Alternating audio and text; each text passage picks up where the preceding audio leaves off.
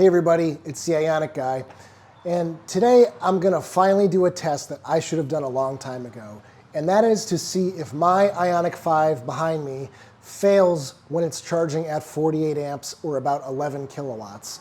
Now, for those of you who aren't familiar, this car, the 2022 and 2023 Hyundai Ioniq 5, as well as Kia EV6, other Hyundai Kia Genesis products, have major issues charging at 48 amps and sometimes even 40 amps and sometimes really badly 32 amps because that is a very low charge rate.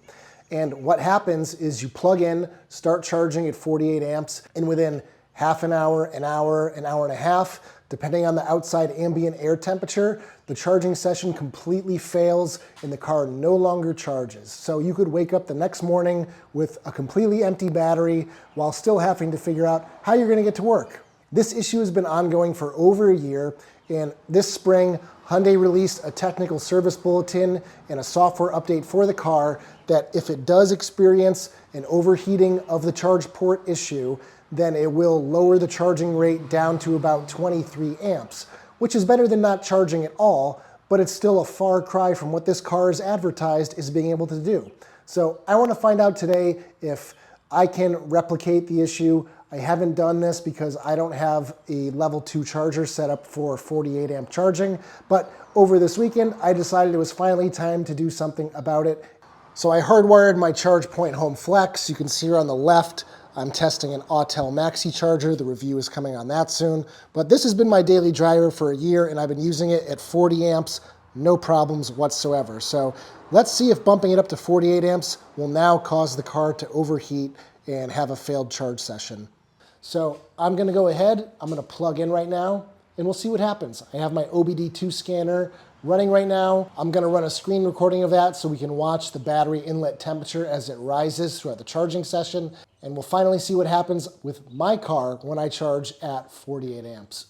And I'll preface this by saying I've had no issues charging at 40 amps for the last 18 months. It's been a non-issue for me, but I know a lot of you have failed charging sessions at 40 amps, 48 amps, and some even as low as 32 amps, and that's completely unacceptable. Let's open up the charge port. You can see charge point, and we'll plug in. Now it is about 80 degrees out today. It's very humid. That just went. So you can see right now, we're pulling 11 kilowatts. We're at 78% state of charge, so I'm going to bring it up to 100%. I am going to do a bit of driving tomorrow, so it's not going to sit at 100% for too long. And you can see I've got the OBD2 scanner going with Car Scanner Pro here. And you can see the VCMS AC inlet is already starting to rise. It's already at 104 degrees. It did start around 100, but just in the last 30 seconds it went up 4 degrees. So temperature is rising from that current. And you can see that even though the car is taking in a little over 11 kilowatts, only about 9.7 is going into the battery. The rest is being used to run battery management and other accessories in the car right now, like the screens. And look at that, just after a minute or two, it's already up to 120 degrees. And I know from hearing what other people have experienced that have run this test with their level 2 charging session failures, when this AC inlet number 1 reaches 212 degrees Fahrenheit or 100 degrees Celsius, that's when it will fail and stop charging at the given charging speed of 48 amps or what have you. So I'll check back with you guys in a few minutes and we'll see what's going on. All right, folks, here we go. Sitting at 210.2 degrees Fahrenheit. Been charging for 38 minutes. You can see the outdoor temperature is fairly mild. It's 80 degrees Fahrenheit, which is still cooler than a good chunk of the United States. And there it goes. Just failed. So it's been 41 minutes since I started charging, and boom, just failed on level 2 at 48 amps. So there you guys have it. Not even the Ioniq guy is safe from this problem. So I think it's safe to say this is my first major issue that I found with my Ioniq 5. Didn't even think it would happen to me, but here we are.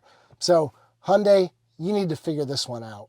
This is clearly a design problem with the car, and you can't advertise this car as charging at 48 amps anymore because it doesn't.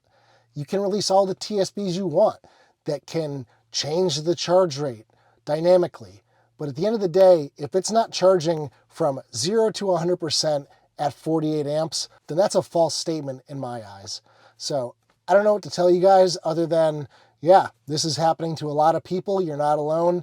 And this simple TSB from Hyundai isn't enough to fix it. So they need to figure this out. They need to let all of us owners know there either needs to be a recall or something, because this is maybe not a safety concern, but it's definitely a pain in the butt if you need the charge fully overnight and you wake up the next morning and find out your car only charged for 38 minutes. That's a big problem. So anyway, guys, misery loves company. I'm not going to keep trying to charge at 48 amps. I don't need it. I can charge on level 1 at 12 amps and I still gain the mileage that I need on a daily basis. But I know many of you do big distance driving on a daily basis and you need as much range as you can possibly get. So this needs to be figured out. I'm going to get on Hyundai about this because they've been very quiet about this ever since that TSB was released, and it's a Band-Aid. It's not a fix.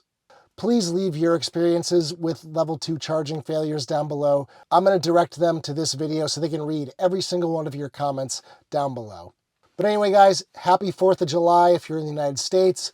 Have an awesome holiday. I'm running a 15% discount on my store and my Etsy page, so any of my eyeglass holders, my cup holder enlargers that I 3D print, they're all on sale.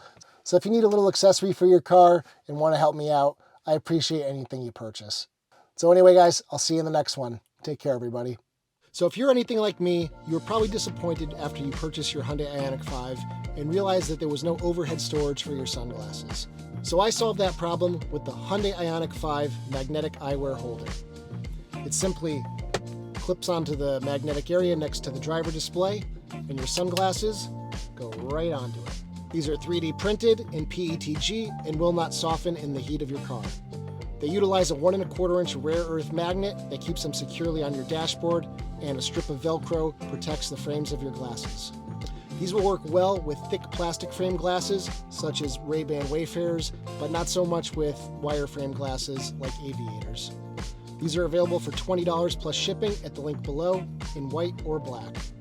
Thanks for checking them out.